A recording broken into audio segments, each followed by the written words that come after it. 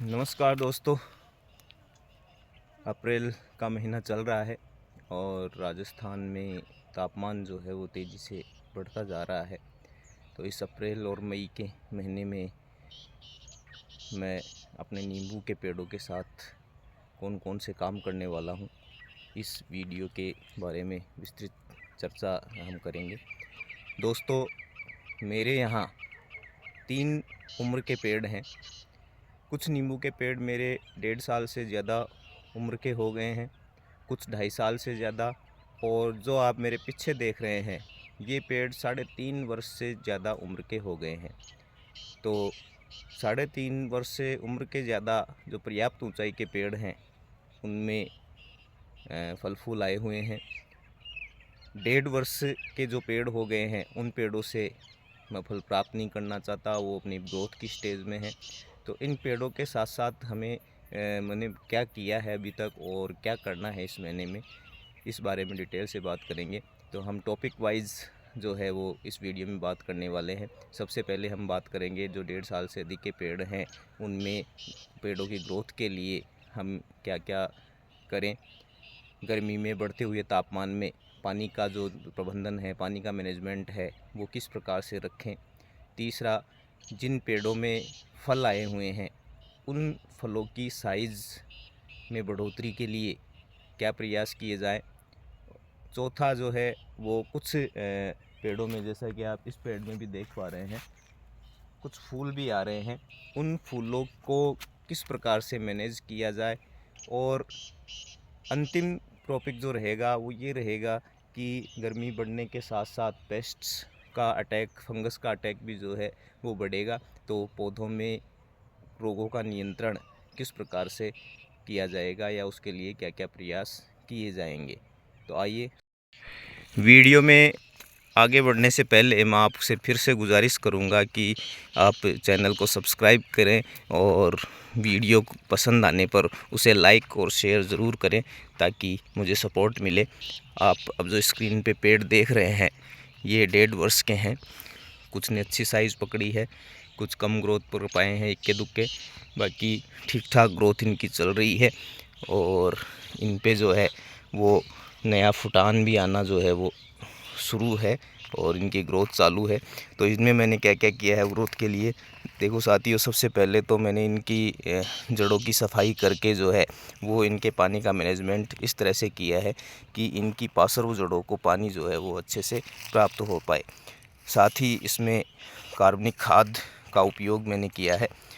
तो यदि आपने ये कार्य नहीं किया है तो जो पेड़ ग्रोथ की स्टेज में हैं, 2 साल से छोटे हैं, 2.5 साल से छोटे हैं, उन पेड़ों में आप अच्छे से निराई उड़ाई करके उसमें अच्छे से खाद देवें।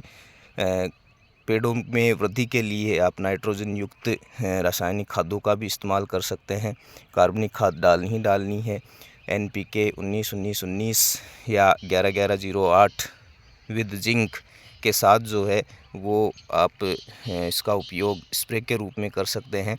सागरिका जैसे सीवीड का इस्तेमाल भी आप पेड़ों की ग्रोथ बढ़ाने के लिए जो है वो कर सकते हैं। तो मैंने जो है वो अभी तक इनमें कार्बनिक खाद डाली है और एक स्प्रे सागरिका का मैं आने वाले दिनों में इनमें कर दूंगा ताकि जो है वो ये अच्छे से ग्रोथ पकड़ पाएँ और बारिश के दिनों तक जो है वो अच्छी खासी हाइट पकड़ लें।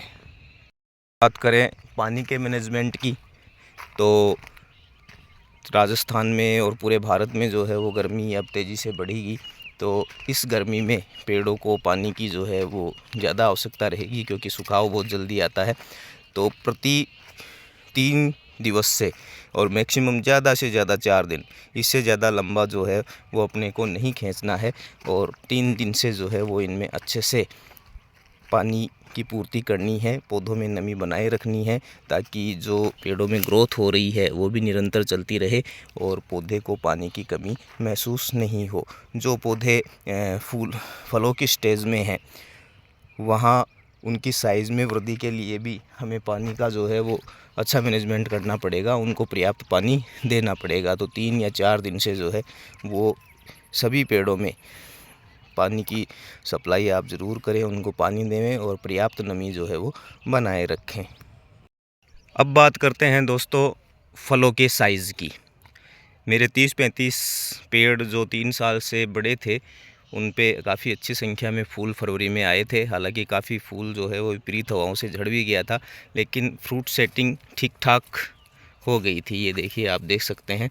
और अब इन फलों की साइज़ जो है वो धीरे धीरे बड़ी होने लग गई है। ये बालाजी वैरायटी है, ये देखिए साइज़ जो है वो धीरे धीरे लेने लग गए हैं।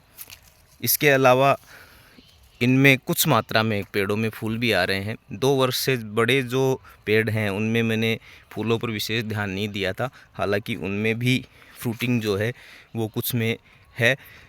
अब इन फलों को बड़ा करने के लिए, इन फलों को की साइज़ बनाए रखने के लिए और ये फल झड़े नहीं, इसके लिए जो है वो मैंने पहले फूलों की अवस्था में कैल्शियम और बोरोन का स्प्रे इनमें कर दिया था।